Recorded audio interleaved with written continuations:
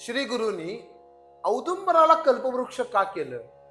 की हिरण्यकश्यपूचा वध करण्याकरता, प्रल्हादांच्यावर कृपा करण्याकरता नृसिंह अवतार झाला.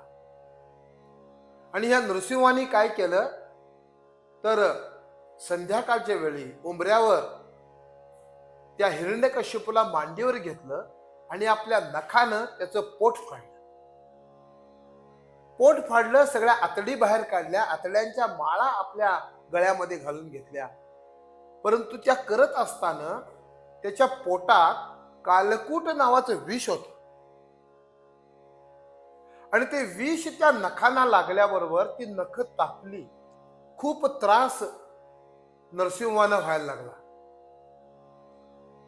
आणि असा त्रास झाल्यामुळे अगोदरच ते उग्र असणारे नृसिंह जास्तच उग्र व्हायला लागले. कोणी जवळ येऊ शकत नाही नृसिंहांच्या.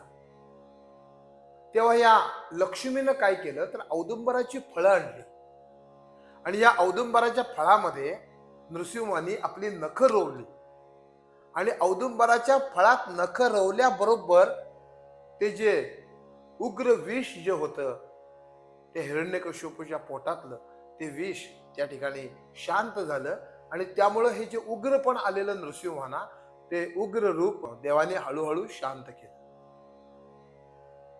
आणि ह्या लक्ष्मी आणि नृसिंहांनी औदुंबराला वर दिला. काय वर दिला की सदा सफळ तू होशील, तू सदैव फळांनी परिपूर्ण राहशील. म्हणजे तुला कुठल्याही मोसमाची आवश्यकता नाही. कित्येक फळं अशी असतात की त्या मोसमामध्ये येत असतात, परंतु औदुंबराला सांगितलं की सदा सफळ तू होशील, कायमस्वरूपी तुला फळं येत राहतील.